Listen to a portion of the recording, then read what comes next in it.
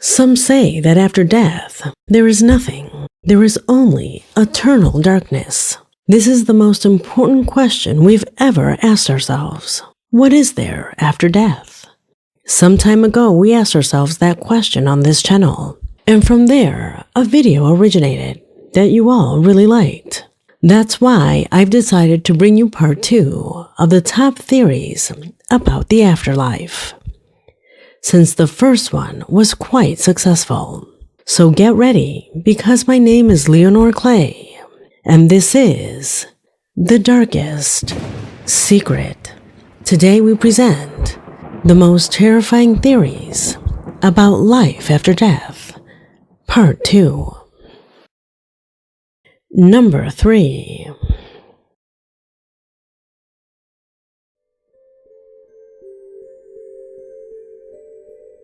Our beliefs have evolved with our species, and over the centuries, hundreds of theories have been forged about what happens on the other side. The Egyptians believed that your spirit would travel to an identical version of your life, but perfect. Your same house, your same family, but nothing troubles you, nothing grieves you. Living no longer costs you anything. That's their paradise. But of course, only the worthy enter. Generally, only pharaohs. In fact, many spells seen in some museums are formulas to convince the gods that the deceased deserve to live in this paradise. On the other hand, Hindus believe in reincarnation. Your soul returns again and again in different bodies until it achieves enlightenment. Depending on whether you did good or evil, you could be reincarnated in other animals. The Vikings, on the other hand, aspired to die with honor, to be taken by the Valkyries to Valhalla, a vast eternal battle hall alongside the gods. And in Christianity, it is believed that the soul separates from the body and is judged. The righteous go to heaven with God, while sinners are condemned to hell. That's what we know, what the vast majority believes. But is that all? No, not at all. Deja vus are strange, aren't they? Science already has the explanation of these things.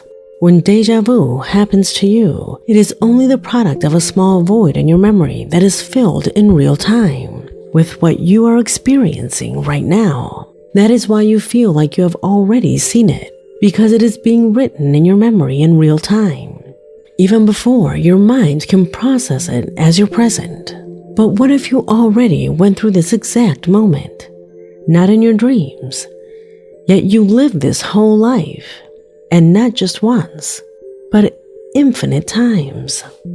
A philosopher named Nietzsche whispered a shocking idea more than a century ago: the theory of eternal return. Imagine that time is not a straight line, but an infinite circle in which we travel the same paths over and over again. According to this idea, every second of your life has already happened before and will happen again, and again, eternally. Your joys and your sorrows, your triumphs and failures, all doomed to repeat themselves in the same way, in the same order, forever. Is it possible? Science will say that deja vu is just a memory lapse, a trick of our tired minds. But think about what you feel in those brief moments. It doesn't seem like a mistake, but a vivid memory. A part of you recognizes that scene, as if deep down you know you've walked down that street, spoken those words before. Perhaps deja vu is a crack in the wall of time, a fleeting glimpse that allows you to see beyond the circle and contemplate the reflection of another turn of the wheel, a sign that indeed you've already experienced this moment, perhaps countless times. As you finish reading these lines, you may be overcome by the strange feeling that you've read something like this before. Perhaps your mind is playing tricks on you, or perhaps the truth is creeping up on your conscience. Are you certain that this is the first time you've experienced this moment? Or do you feel in the silent echo of your soul that all this has already happened and will happen again? Am I following a new path or retracing my steps once again in the eternal return? Some scholars of this theory conflate this theory with the Hindu afterlife. Deja vus are simply a glitch in the repetition of your life, repetition that you must make until you make the decisions that lead you to enlightenment. For some, this cycle will be eternal. For others, it's almost over. What happens next? In Hinduism, it is believed that a person must break the cycle of samsara when they manage to free themselves from the suffering and illusion of the material world. This is the ultimate goal of existence. It is not about being good or going to heaven. It's about transcending material things, connecting with the truth, noticing that the only thing that matters is a secret that remains for you to discover, a small secret that separates you from the understanding of the universe. Like a drop that falls and falls, and after many lifetimes falling, finally manages to merge with the ocean of the universe. There is no longer ego, no desire, no suffering, only unity. Number 2. Of all the theories about life after death we've already seen, this is without a doubt the coldest, the harshest, the saddest, but also the most logical. It was developed following the scientific method, and that makes it the most terrifying of all. A theory that isn't supported by gods, spirits, or parallel universes. This theory doesn't need supernatural proof because its foundation is simple observation, physics, and the common sense we find so hard to accept.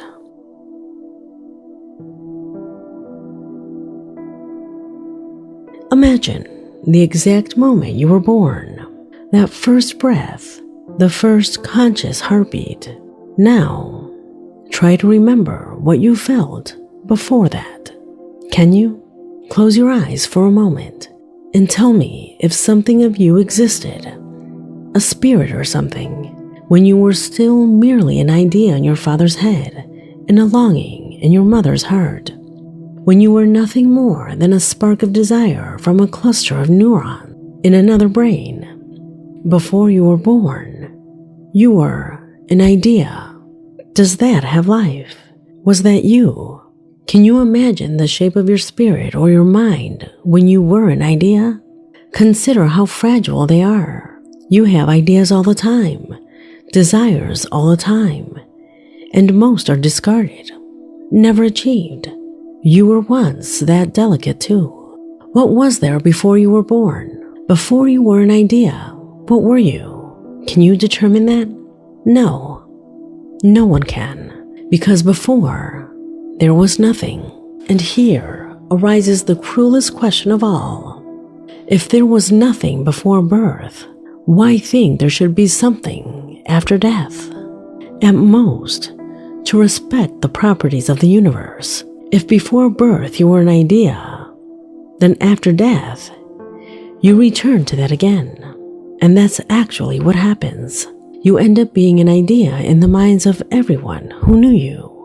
But you, your being, your consciousness, according to this theory, no longer exists. Our existence, our consciousness, our I, is not eternal by nature. It didn't exist before we were born. It appears. It arises at a specific point. So why do we persist in imagining that once that consciousness is ignited, it should remain ignited forever? It's like lighting a match in the dark. For a few seconds, it lights up the world. But when it goes out, the fire doesn't go somewhere else. It just stops being fire. Not an echo remains, not even a shadow. Only darkness, just nothing, because what once shone no longer exists there. It has gone out. According to this theory, That is exactly what happens to us. When the heart stops beating, the blood stops flowing, the electricity stops flowing through the brain. It all ends. The beautiful and complex dance of atoms that formed your memories, your emotions, your ideas, simply unravels, like tears in rain. The energy dissipates. The atoms return to the earth, the air, the roots of trees, other bodies. But you are no longer here. And this isn't a superstitious idea. It's the scenario most scientists consider the most likely.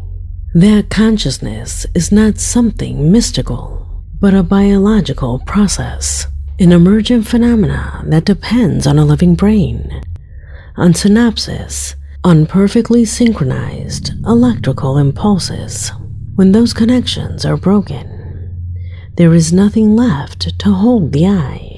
Just as the water in a river, when it evaporates, ceases to be a river, there's no more riverbed, there's no more shore, only loose molecules traveling on the wind. And here, in this simple observation, lies one of the most devastating questions we can ask ourselves. What's the point of it all then? What's the point of loving, fighting, crying, learning, building, if in the end everything will be as if you had never existed? What's the point of leaving a legacy if you can't even see it from anywhere? And beyond that, why is it so hard for us to accept this possibility? Why do we feel so afraid when we think that in the end there will be no judgment, no reunions, no afterlife, only silence, darkness, absolute emptiness? Why do we run away from this idea so much? Every culture at every moment has invented what happens next out of fear of this theory, that nothing exists. Why do we run away from it so much then? Maybe because our own mind deceives us. Consciousness, by its nature, cannot conceive of its own absence. You cannot imagine the final blackout, because to imagine it, you have to keep the lights on, and that creates an illusion, a mental trap. The feeling of eternity, but it's not real. There is no scientific reason to think that the energy of your mind persists consciously after death. Yes, energy is conserved. That's what thermodynamics says. But just as the heat of a campfire dissipates in the wind, just as an echo dies away when it no longer has walls to reflect it, your consciousness simply ceases to have physical support and transforms into nothing. Now, with this idea in mind, stop and look around you. Look at the sky, the ceiling, the floor. Imagine that in the blink of an eye, everything disappears. Not just for you, for everyone, for the entire universe. Because if your consciousness is shut down, does the universe really still exist? If there's no one watching it, does it make sense for it to still be there? Perhaps, just as a dream ends when there is no one to dream it, the entire universe also dissolves with the last heartbeat of that last consciousness. There will be no memory of what was. There will be no one left to remember. Not you, not me, not even this video, not even these words.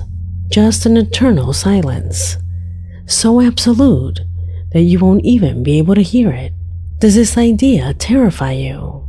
Perhaps that's why we have created religions, philosophies, ghost stories, and reincarnations, because accepting nothingness hurts more than any hell. Sometimes the greatest punishment isn't eternal fire, it's nothingness.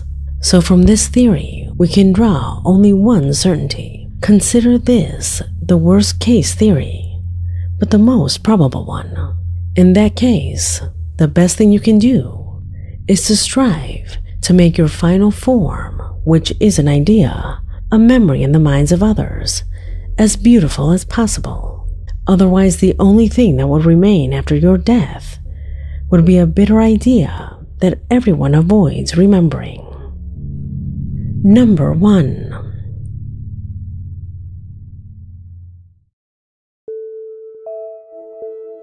If in the previous post I spoke to you about nothingness, about the coldest and most ruthless idea, now it's time to explore a warmer, more mysterious one, but equally disturbing when you analyze it thoroughly. A popular theory in New Age movements, but one that perhaps contains something much deeper, more ancient.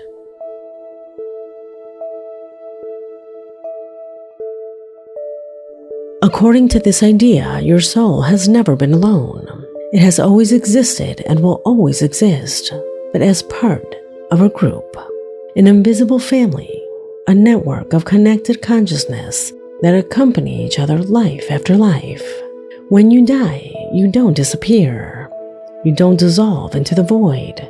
You return to that original circle, to that core of souls with whom you have shared countless existences. But where does such an idea come from? Have you ever met someone for the first time and still felt like you already knew them? That immediate connection, that typical phrase, "It's like we've known each other from another life," are clues to how likely this idea is. But that's not the only thing. There is disturbing evidence of this, of the idea that a core of souls, a family of souls, always descends into life in groups. You find the evidence when you study the coincidences of soulmates. We have the case of Samantha and Dave. She, at their wedding, showed a childhood photo, and he recognized the place. Said, "Oh, I went there too when I was young." But that's not all.